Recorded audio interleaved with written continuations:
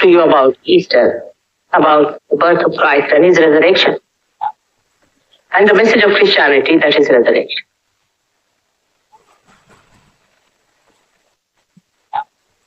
And the message of Christianity, that is resurrection. And egg is a very significant thing, and it is written in one of the ancient scriptures in India why Easter should be celebrated with an egg. There's no surprise. It's very clear there if one can see how Christ is symbolized as an egg. Now, what is an egg? In Sanskrit language, a Brahmin is called as Vijaha.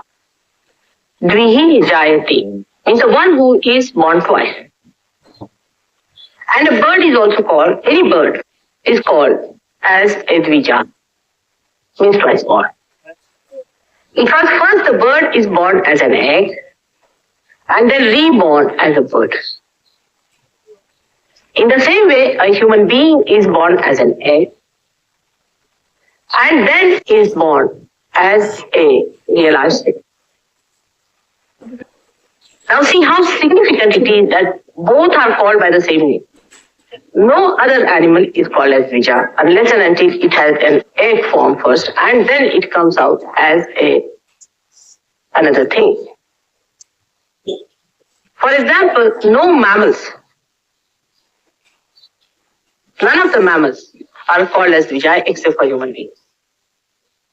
It is remarkable in the zoology, if you read, that mammals do not lay their eggs. They give birth directly to their children. And we are also mammals. But despite that, human beings are called as Vijay, just like birds. So that means human beings, when they are born, are eggs, or they become eggs. How do they become eggs? Is the way our ego and superego develop within us. Now you all being only Sahaj Yogis, I think you understand what I'm saying. When the ego and superego, what is supposed to do? When the ego and superego, there's no chart in it, develop in a human being to the full extent and the fontanelle bone area is completely calcified, then you become an egg. You get completely separated from your mother, from all the pervading power of God. And you are left to yourself as an egg. Then you mature within yourself inside the shell of the egg, in your freedom, to a point where you are ready for hatching. The mother bird has to pierce on the head of the egg, and you come out as birds. You are already there inside development. And then you fly out into the space of all-pervading power of divine love. So how significant is Easter? And why Christ? He came on this earth because he had learned the idea.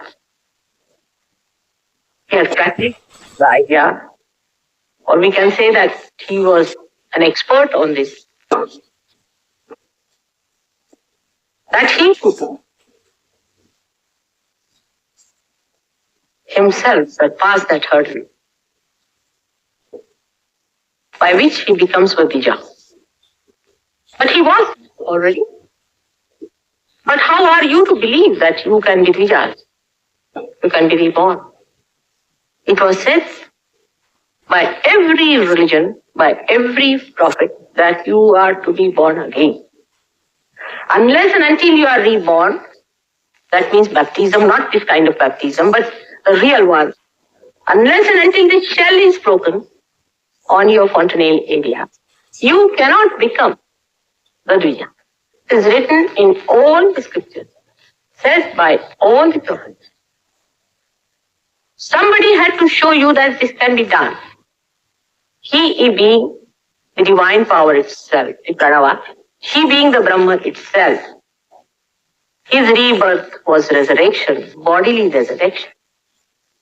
While yours is a resurrection, which is in your consciousness.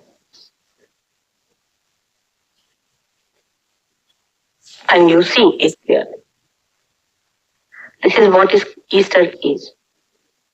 Now we have to face in Sahaja Yoga ourselves in a full way. Christ was too big, but he came on this earth like an ordinary human being, went through all the pains and pangs of life, overcome the hurdle, and became the eternal life. He was eternal life, and he became eternal life, and he is eternal. But to show you that you have to also become eternal life, your consciousness must reside in that eternal life. That is only possible after realization if you know the value of that eternal life. If that is your priority, if that is the highest, and you have to achieve that and nothing else. But actually, we have been identified with so many things, like we can say in the egg stage we had the yolk and all these things, and we got contaminated by all the surroundings, that even when we are resurrected, we cannot identify ourselves with the open space. Still our wings have to grow. Still we are afraid to fly. And at that time, you are to be looked after. But if you are prone to go back into the egg stage, you can go back. This is the only difference between a human egg and a bird's egg. Though I would say a realized soul never loses its realization. But it can be so much overclouded that would be that the growth is done. The atmosphere in which you live is responsible for it. You must have your own willpower. You must have your own understanding, your own character. Stand up to it. You'll be amazed that the chicken that we eat cannot fly. But if you want to see them in the forest, you'll be surprised. They are one of the fastest moving birds. They are exactly the same as the chicken we have in the house. No difference. If you put both of them together, you'll find they are just the same. In the color, in their weight, in their appearances, in the way they walk, everything. But you put them together, and at the slightest disturbance, one will take off very high up, while the other would not know where to run. It will just purr and go into a small place where it will be caught again and cut and finished. So if human beings have to understand the importance of eternal life, they must know that they can change the atmosphere. They are much more powerful than chickens are, aren't they? Chickens can be dominated by the atmosphere. But a realized soul, through his vibratory awareness, through the radiations that are passing through him, can change the atmosphere. He can change his surroundings. He can change his friends. He can change his parents, his brothers, sisters, his relations, his surroundings. He can change his town. He can change his country. And he can change the whole. Now the Sahaja Yogis have a special responsibility because they are the first transformers. I mean the modern. The ones who are realized souls do not know Sahaja Yoga, so they should not be called as Sahaja Yogis because they don't know about Kundalini, they don't know how to raise the Kundalini, they don't know. Moreover, because they have certain amount of consciousness that they are different from others, either they are cynical or egoistic. So the responsibility of the Saj Yogis of modern times is so great that they are the pivotal point. They are the turning point.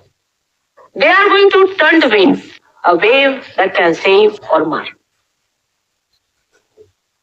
One wave can mar, kill thousands of people by its upward thrust towards the wrong direction. And the same wave can save them the show. So the responsibility is very great. And the importance of Saj Yogi is much greater than any saints who were born on this earth. Because other saints did not know that if they were irresponsible, what would happen to others. Some of them have written good books, but I'm sure in between they have made mistakes.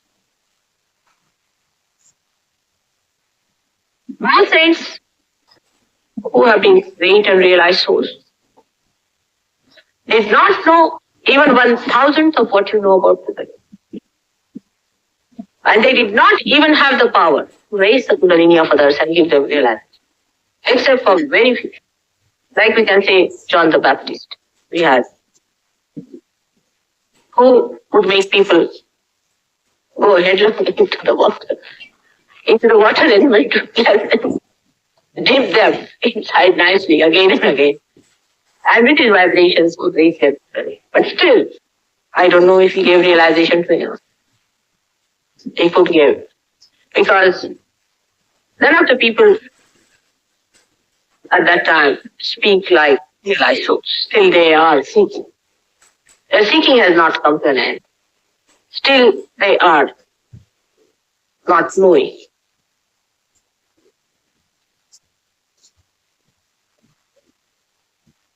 In India, there are many people who have written about self-realization. They were at an advantageous position because there are lots of books about it. While the disciples of Christ did not have that advantage. Otherwise, they would have also written a lot. But writing is not the main thing. You can make out a realized soul by the way he speaks. If he is not a realized soul, if he is still half-baked, you can find it. You can very easily find out a half-baked surgeon. As you can find out an egg which is rotten. You don't have to break it to find out that it is smelling. You can see from the weight. You can make it out if the egg is all right or not, even by putting it in the water. There are so many simple methods of finding out if the egg is rotten or not. There are some eggs which are about to be rotten. Some are absolutely rotten. And some are absolutely smelling. So forget about them. Now one of the first things that happens to realized souls is that their attention goes to the most rotten ones. See? And to oblige me, they bring them down to the most rotten ones, which are incorrigible. And I go on struggling with them. I do not know why such a psychology should exist within us, that we get the most difficult ones to mother, present her with the most challenging task, give her the greatest, holiest position. But I have no regrets about it, neither have any complaints. But time is wasted. Time is really wasted quite a lot. So it's better to find out people who are not that wrong. To get people who are just all right, not very much spoiled. Otherwise, if the shells are broken, if the whole yolk has fallen down, then how are we to gather it? Now we have most of the eggs quite safe, but we have no way of approaching them. Because the contamination that takes place on these eggs is because of heat. They get spoiled. The heat, as you have seen in the body, also is caused by diseases like cancer, or anything that comes as heat from a Sahajogi means there's something wrong. And the warmth of the mother bird only gives realization to the little eggs as birds. In the same way, it is the warmth of the divine love which does the job. But still, human beings do not realize the importance. Best are those who fly at the first opening. Those who do not sit down and sulk and think and analyze, or afraid or frightened, or start wondering, their progress is very slow. Because at the instant of their birth, is a tremendous force behind him, and they can easily go up. But if you sulk and think of your fears, the fear will settle down in your limbs and in your wings, and you cannot fly. The thinking and analysis that is going on after realization makes the wings very heavy. That's why I've seen people who get realization in the villages of India, where the people are least complicated, take to their wings without any fear. Just they find them flying in the air. And they manage to learn flying as if it is their birthright. They are just there. No problem. Whenever they want, they can come down and again be there. But those who become heavy with fears or with egos and their misidentifications, fly a little, again flop down. Fly a little, again flop down. Every time they flop down, something happens to them. They are hurt. They try to hurt me by blaming me for what has happened. This is the worst part of it. Because they think I asked them to fly, that's why they have fallen down. I give even that much concession because they are still young, still quite naive. But best thing is to take to your wings as soon as you get realization. Now why I'm telling you this, especially the people who have already achieved quite a lot, because you took a lot of time, most of you. So now when you bring new people, when you talk to new people, tell them that we have done all these mistakes and we were real slow masters. And we used to walk 3 paces forward and 4 paces backwards. Now, we would request you to take to this flight and have the joy. The third thing, which is very important to be understood, is that the mind, which is so confused a terminology. I don't know what English word mind means. But if you think mind is your intellect, by which you think, it's a buddhi, then this mind has had many ramblings, in the West especially. So the complication is much worse because the mind has gone round and round and round. So the first impact of realization of this resurrection is seldom of joy. And even if it is of joy, one comes down. It may be in many cases that the joy comes only for an hour or so. And then you come back to your position. Then again you start rising. Now when you start rising, you face your complications and your complicated methods. First of all, your priorities have been wrong because of your intellectual ways of thinking. Priorities like wasting your energy on petty things, as we do always. Say, no, this is not fixed property. So, just lose temper on that.